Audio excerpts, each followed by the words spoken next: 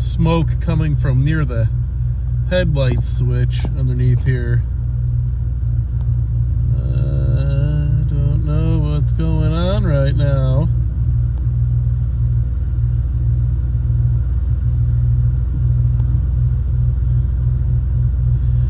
Part of me thinks the battery fuse is probably pretty important. Yeah, I was driving, hit a bump, radio went dead. I drove for a little while longer, I didn't smell anything. I got to work and I noticed that my phone wasn't charging. The cigarette lighter no longer had power to it. And again, there was some smoke coming from over here.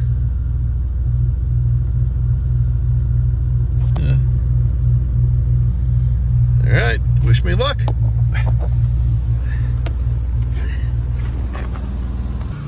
All right, so you can see in this headlight switch, there's like a discolored terminal right there. That got hot, and it caused the connector to start melting right here. And then I bought this part number at whatever, CarQuest, Advanced Auto, and this thing lasted like, I don't know, a couple minutes, and then the dimmer for the lights on the dashboard like stopped working, so I'm gonna return it. But that mark right there wasn't there when it was like brand new in the package. So I think I got some heat being generated on that other terminal too. There's another YouTube video out there that told me to buy this part number because it comes with the connector, and indeed it does. It's the same connector that's over here. All right. The switch, however, is of much higher quality. This is the switch that it came with, and everything feels better and works better. I plugged it in already. Everything works like it should. So I'm going to use this switch. But what I'm going to do is I am going to cut out or free those two terminals, take away some plastic on this connector, and attach like terminals directly onto whatever the other terminal onto those two terminals, so I can guarantee that I'm getting a good connection. I don't think I'm getting a good connection anymore on these two outer terminals. I think the contact is weak. I'm gonna do something about that so this Jeep doesn't catch fire.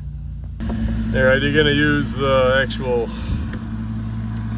button and rod from the headlight switch to pop this white plastic thing out of the back of the connector.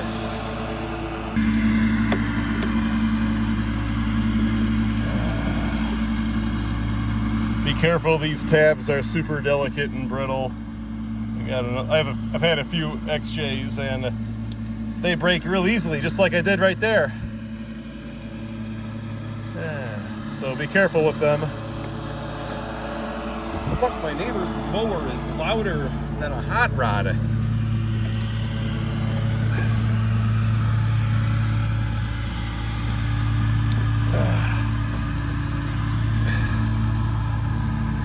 This really is these connectors really are shitty. Well, I got that thing off, but I can't get the terminals out of this connector, even with that thing you buy on eBay or Amazon. So I'm gonna get my Dremel and cut this one out. After I took that piece of black plastic off, this brown wire, actually red wire with a white stripe, it turned brown towards the terminal. It got so hot. I'm gonna take a Dremel and cut that guy out of there. This is clearly the one that is carrying a lot of current. It's the biggest, heaviest wire here. I'm gonna free it from the rest of the connector and just put a regular like crimp on with a little bit of solder.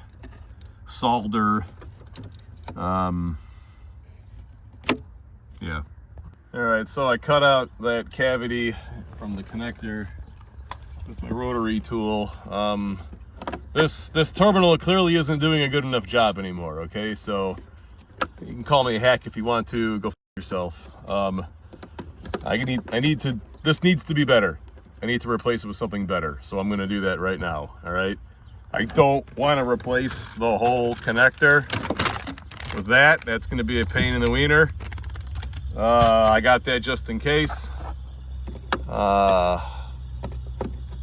This repair is gonna make me happy, and it will live a long, long time. Yeah.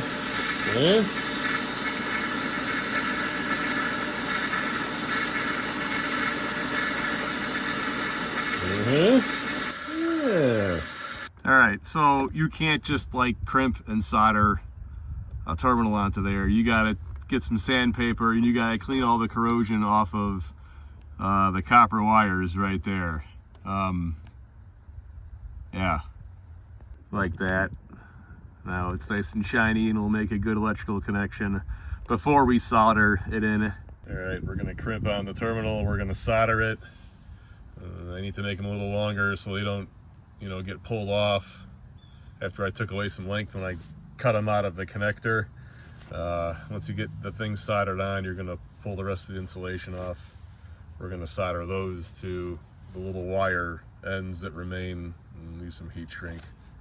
All right, we're gonna do a mesh splice. You can see what's going on there. We're gonna wrap it up with a wire on the outside. And there's some heat shrink over here waiting to go over all this when I'm done. See what I did there? My 30-watt iron wasn't enough. I'm gonna go get the 100-watt iron. All right, that's what we have now. I'll trim this off and slide the shrink tubing down. Don't use lead-free solder. Use like 60-40 or 63-37 solder. Lead-free solder just sucks. It makes everything more difficult than it needs to be, and the solder joint is very brittle. Use leaded solder. All right, I also am gonna tin these terminals, okay? You use a little bit of Chrysler 197 soldering flux. Put it on each terminal, just a drop. You get a really hot iron. You get the terminal hot, apply the solder, and then while it's still like liquid, just like shake the drop off of it, like it'll fly off, and then you're left with a very like thin coating. That will help make more contact area on these terminals. All right, I'm gonna cut that guy out.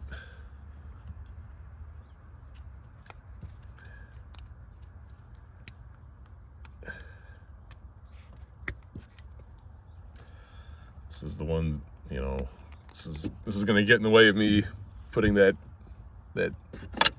thing that I made back there over it.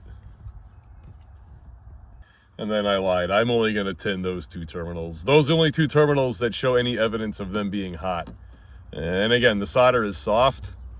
When you go to like slide this over it, it's gonna like dig in to it and make more contact area, lowering the resistance and lowering the heat of this connection. All right, it's all finished. I'm gonna run this switch loose like this, not installed where it's supposed to go. I'm gonna feel for heat and make sure nothing's getting hot, and then we'll button it back up again permanently. And my last little tip is, thank God Bic never changes everything once they find something that works. This is a really good tool to push on this button from up underneath here. Like that doesn't damage anything and it doesn't slide off. That concave surface right there. All right, so I've had it running for a while, feeling for heat. I think I'm good. I don't think this is a hack job. I think this is necessary. Maybe you even want to do this before things start to melt. Maybe get ahead of the problem when you're changing your headlight switch, if your connector hasn't started to melt. I hear this is a common problem on these cars later.